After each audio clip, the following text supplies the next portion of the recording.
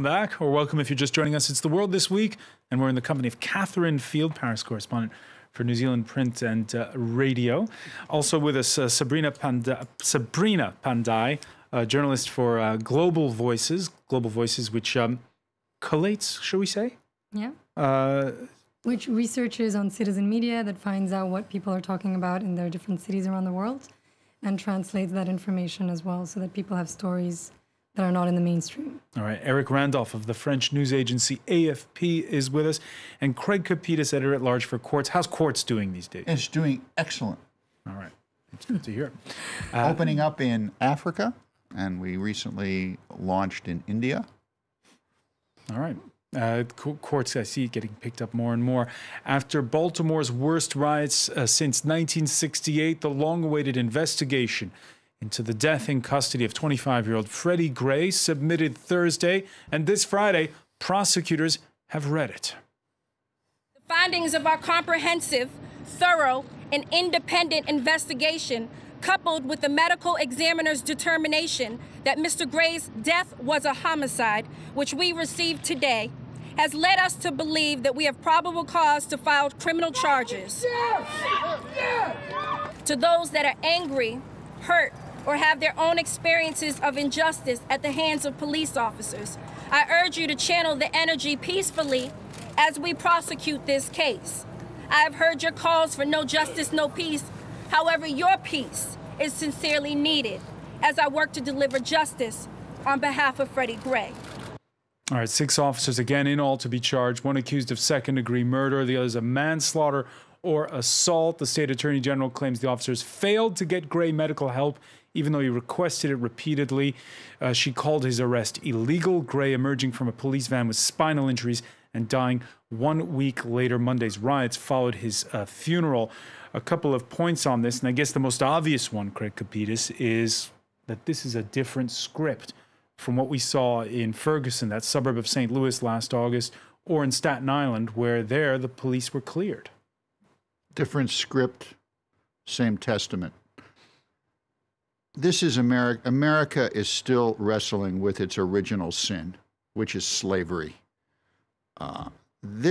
What you see in Baltimore is yet, another stanza, another verse, another chapter in this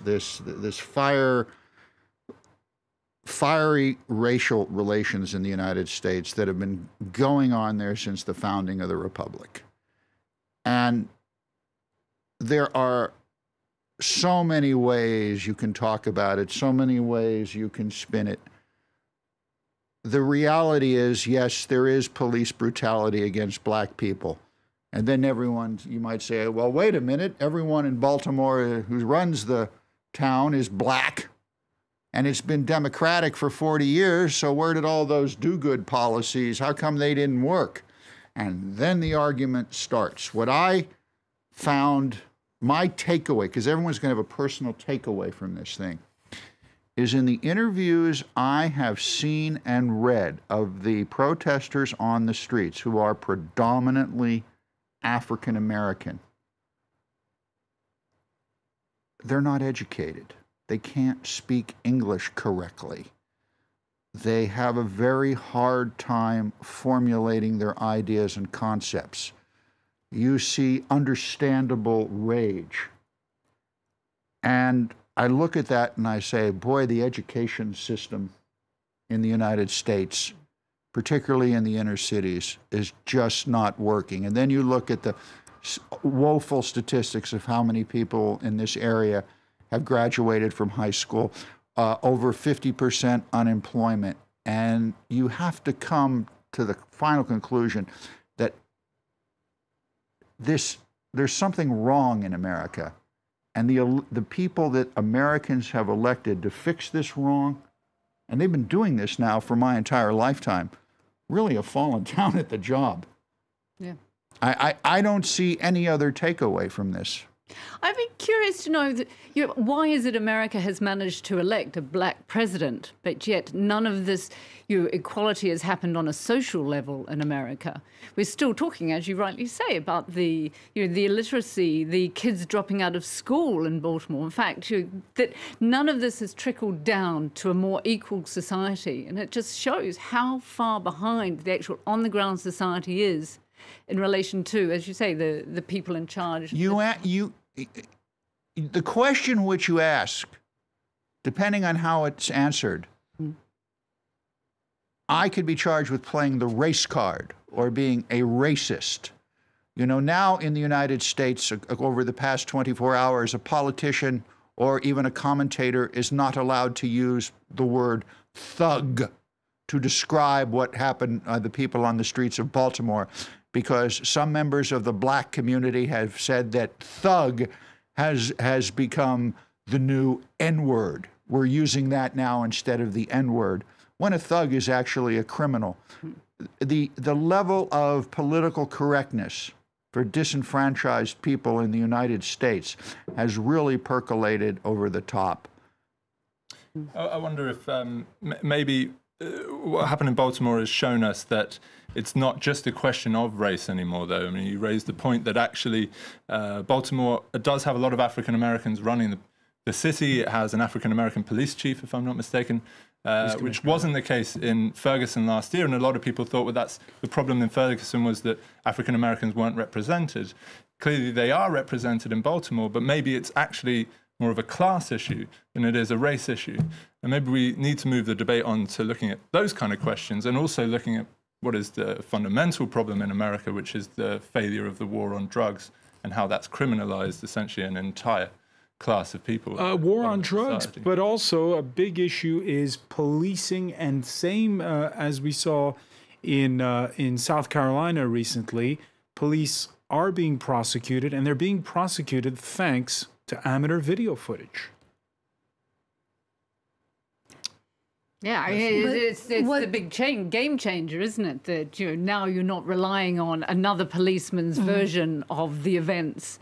You're relying on citizen journalists, citizen video makers, who then don't necessarily hand it to the prosecutor. They will go and hand it to a local TV station. But what I wanted to say is that I feel like there still is a very inherent racist mentality, because 21% of African Americans, an African American male is 21% more likely to be accused of a crime than a white male.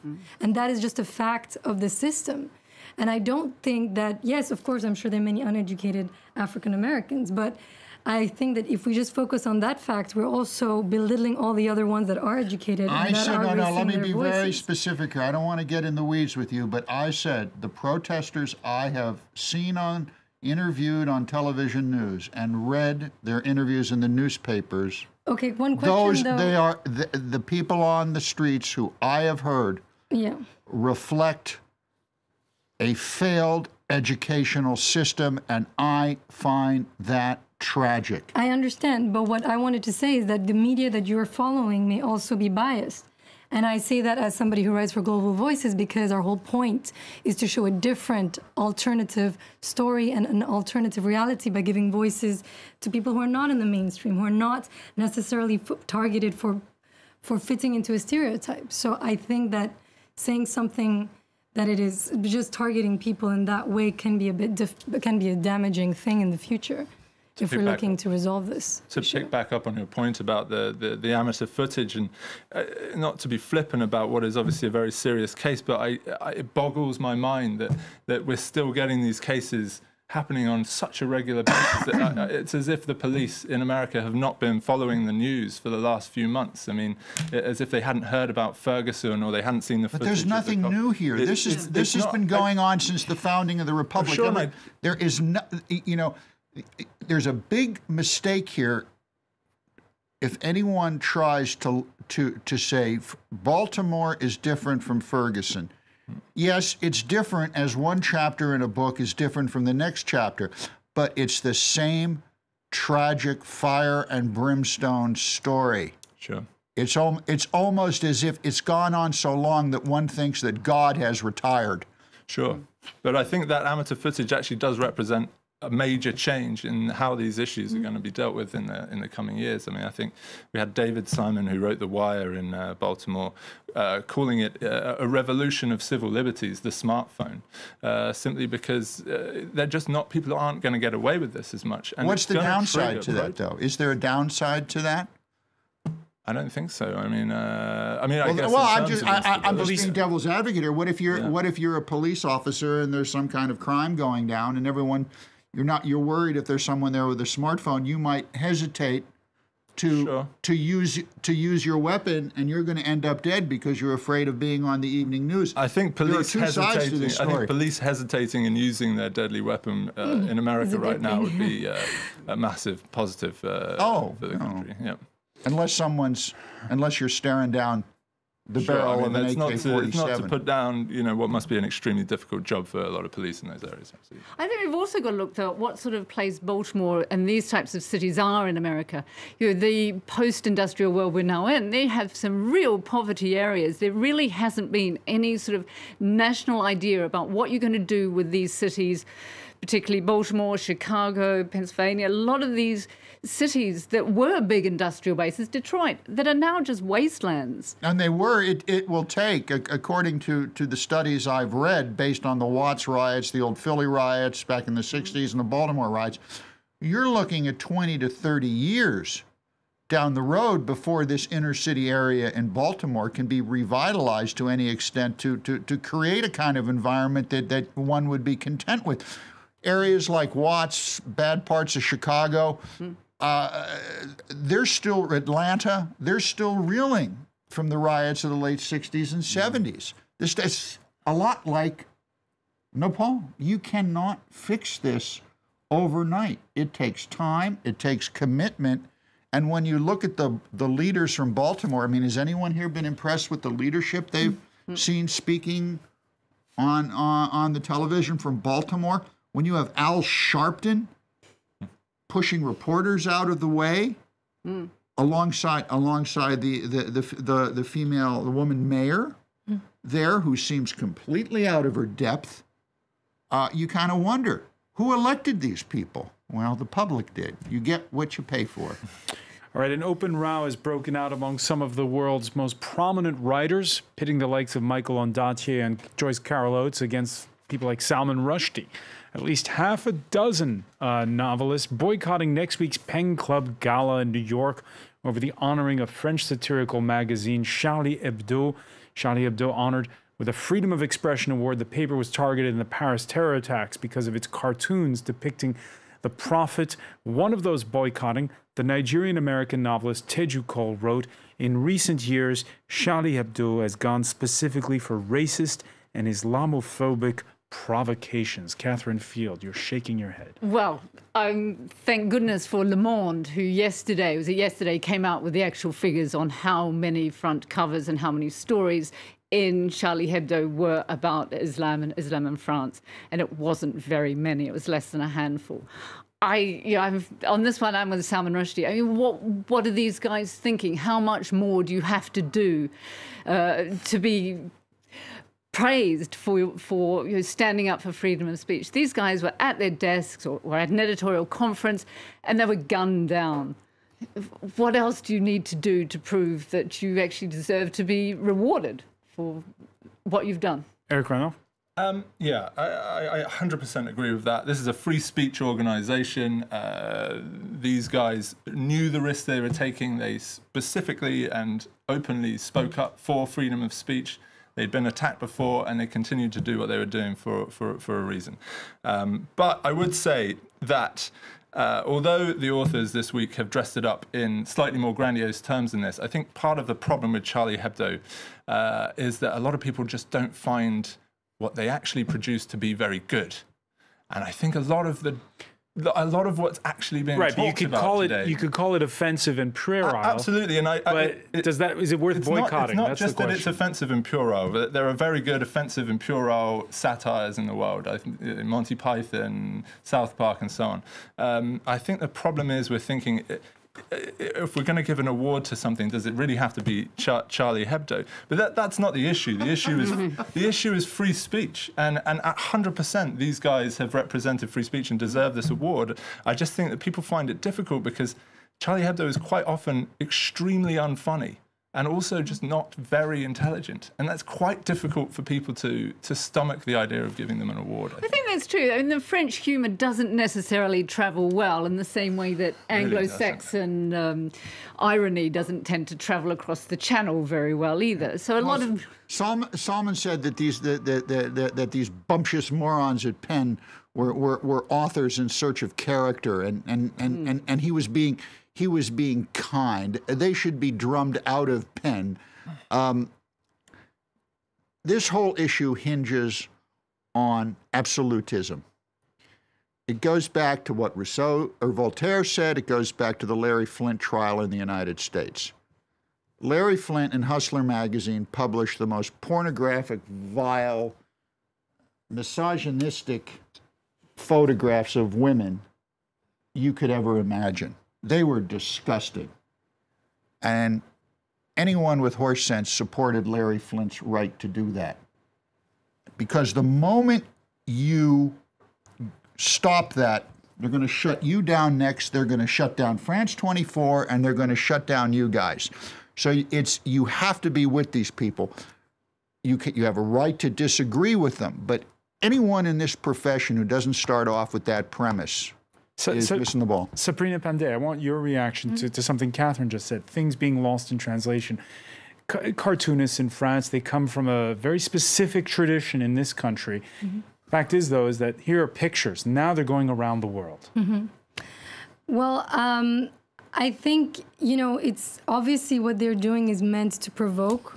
I personally did not like Charlie Hebdo, and I do not think that these writers are wrong if they're expressing this opinion, because I think for a lot of people, this has been a very tense time in France where they felt that they had to either be for Charlie, and if they weren't, then they were, you know, pariahs. They were excluded by society. And I think that that's where you really see the lines of freedom of expression. It's how do you treat the people that don't agree with you? And if society is rejecting you because you're not agreeing to one dogma, that's not freedom of expression. Well, freedom of expression is a universal value, full stop, in my book. Sorry. You know, we don't say, we don't negotiate it. No, you don't. It's non-negotiable.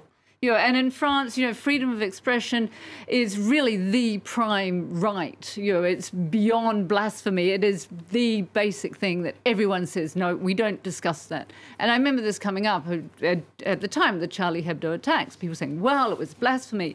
And so go back to the French Constitution and see it's very clear that there is no blasphemy law in this country and that freedom of expression is, if you like, sacrosanct. All right, six days to go until the most uncertain UK election in recent history. And before the dust settles on the final debate, or rather, sorry, not debate, question time, let's see if there was any late point scoring with Emma James. It's time for Media Watch.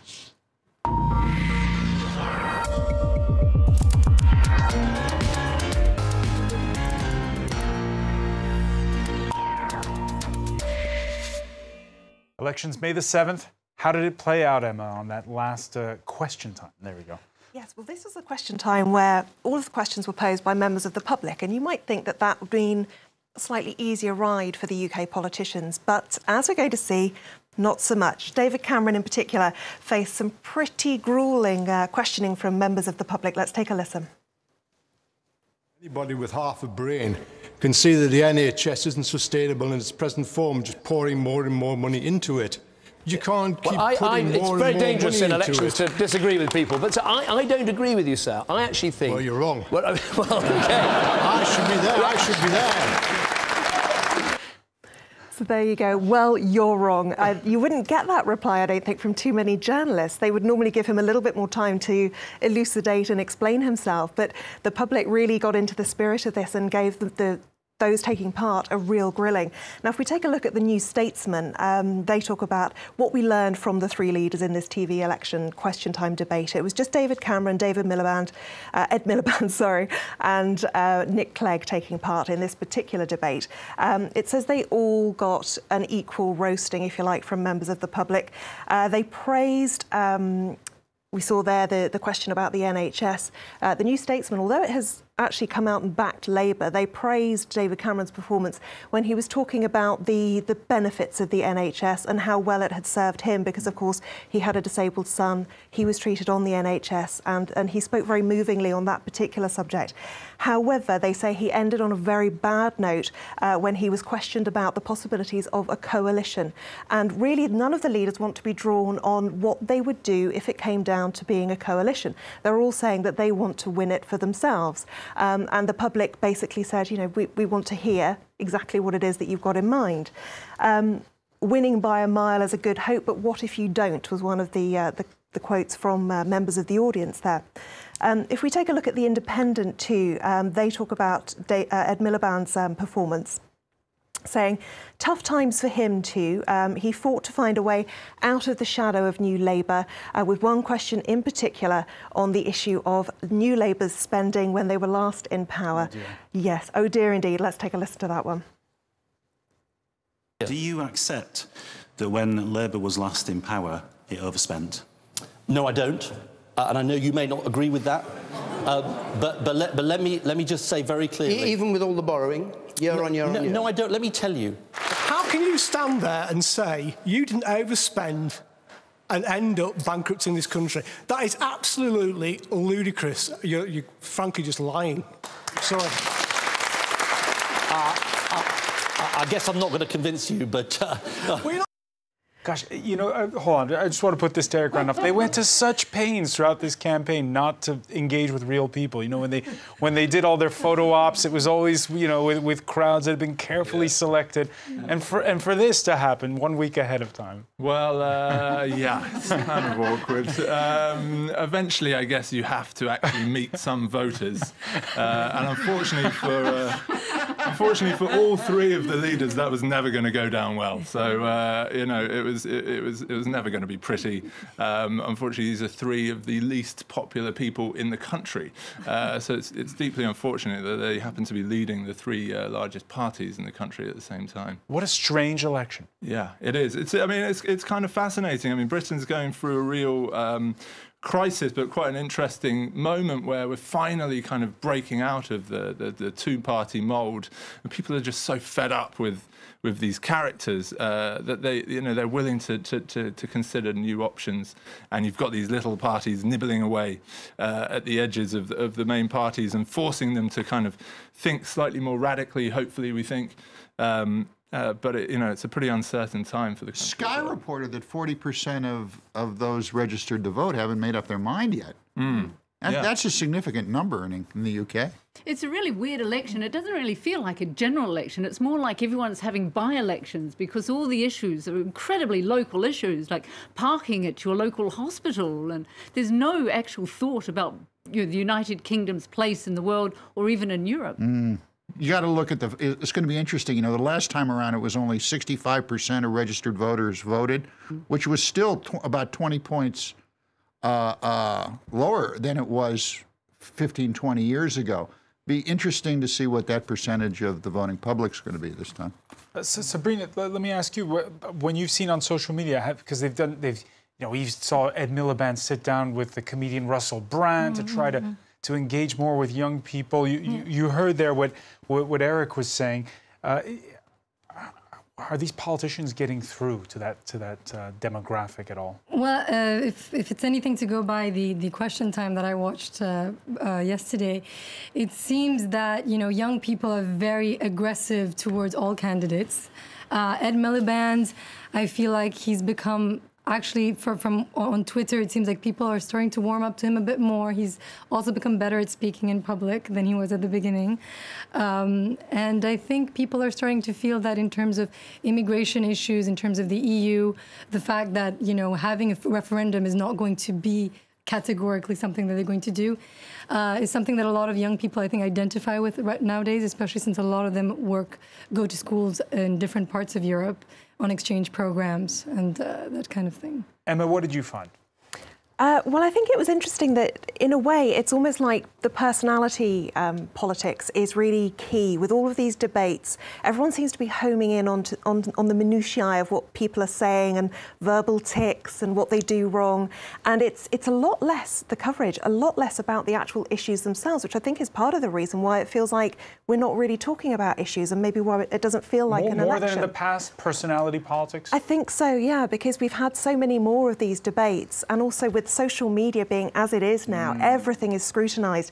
And if we take a look at some of the things that have been appearing on Twitter today, I've written a strong, commanding BBC Question Time sketch, says Robert Hutton, and what he's done is he's actually compiled a load of tweets from different Conservative supporters and Conservative sort of dignitaries, if you like, and they're all saying the same thing. What a strong, commanding performance, strong and commanding performance. So clearly there was a Tory line, get it out there, he was strong and commanding, which went quite well up until he was out on the campaign trail today and made a slip of the tongue, a Freudian error you might say, when he described this election as career-defining, then corrected himself and said country-defining. Now, he then tried to say that he meant it both ways and it wasn't a slip of the tongue, but I think we all know exactly what it was that he was meaning to say there. And of course, when we look at Ed Miliband as well, he is, of course, the one who always comes off very badly when it comes to his personal persona. And he did make a somewhat of a slip. Yeah. As he left the stage, oops, there he goes, and tripped off the edge of the stage. So whatever he did during the debate was really rather overshadowed by his little stumble there. So his heartthrob moment that you described a week ago with teenagers, teenage girls, is past? Who knows? Who knows what will happen with that particularly strange trend? I mean, this gentleman has tweeted, we all trip and stumble occasionally, but Ed Miliband's lack of coordination is a perfect metaphor for Labour's offer to voters. A little harsh there, but there we go. And this morning on BBC Radio 4, Nigel Farage, the UK Independence Party leader, has said he has a feeling that after last night, Mr Miliband cannot become Prime Minister. Now, not just because of that slip, obviously. He is, of course, very aggrieved to have been left on the sidelines. He wasn't invited to take part. Of course, it was the three main opposition parties that we know in the United Kingdom, the Liberal Democrats, who are currently in a coalition with the Conservatives. But as David Schneider, the comedian, UK comedian, says, Farage is right to punish BBC for anti-UKIP bias, as there were at least 2 question times he wasn't on last year. He does get a lot of airtime. Now, admittedly, he is leading the Liberal Democrats in the polls quite spectacularly. What the BBC did to redress the balance a little by not having him in that debate, he actually had his own half hour. Ask Nigel Farage was the hashtag that went on immediately after that question time programme. The only things I've seen about it are very, very positive indeed, largely, I think, because it's only Nigel Farage fans who actually tuned in. Interestingly, though, someone's tweeted today, hashtag BBC bias. I'm not seeing any news coverage of Ask Nigel Farage on the BBC or on Sky, shameful treatment of a major party. And let's be honest, I mean, I've seen him riding as high as 17% in the polls in the UK, so maybe he should be getting a bit more airtime than he is. All right, we'll have to see. Of course, we'll be counting down the days until next Thursday when that election takes place. Emma James, I want to thank you. I want to thank as well our panelists, Sabrina Pandey, Craig Kapitas, Eric Randolph, Catherine Field. Thank you for being with us here for The World This Week.